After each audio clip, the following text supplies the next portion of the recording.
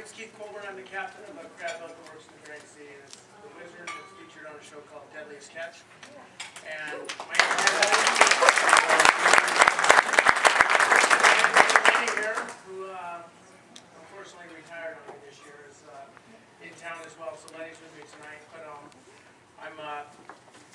I'm happy and honored to be here. I'm not sure if I'm helping in any way, but I want to help. And the thing is this, is what I saw recently with Caitlin is something that I felt myself when I was in New Orleans. I've never been in New Orleans, and last fall I went to New Orleans and worked on a charity fundraiser for the St. Bernard Project. I didn't know what it was. I had no clue. All I was told was that it was a rebuilding project in one of the parishes in New Orleans. I didn't even know what the parish was. I mean, I literally, some from the Northwest, I had no clue. But when I got off the plane, the gentleman that picked me up was actually from the United Way, started taking me through some neighborhoods, and I started seeing these, I mean, this is a few years after the flood. I started seeing these just very graphic visuals of abandoned houses, and you see the red X with the number. You know, I'm asking, what's that represent? What's that from? He goes, well, that was from when, you know, when the Army came in after the flood, they had to search every single house. And the numbers represent whether there were people in there, whether there were animals were in there, and whether there were bodies in there. And it started to kind of hit home just how hard hit New Orleans and the surrounding area was during the hurricane. I was very fortunate to work in a fundraiser that I think generated some money for Liz and Zach and the St. Bernard Project. I'm really proud of that. The highlight of my trip down there was to be able to tour the project and tour St. Bernard Parish.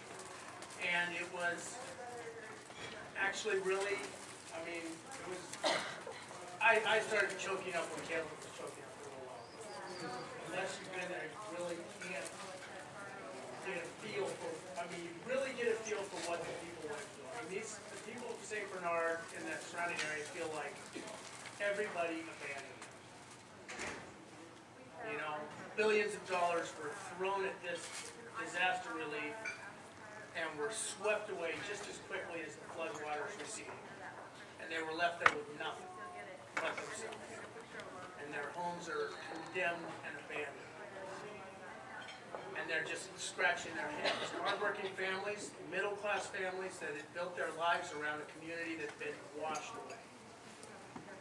And all of a sudden, people came in out of nowhere in the true American spirit, not with the backing of any help, but just hardworking, industrious volunteers like Liz and Zach to start saying, hey, wait a second.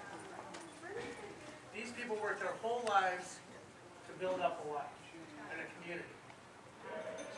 And I want to help rebuild them. And so I want to thank everybody and all the people that are going down there. Mike, Lindsay, Drew, Katie, Cindy, Jackie, Caitlin, and Betsy. And more than anything, I'd like to just say I'm proud to have been able to go down there.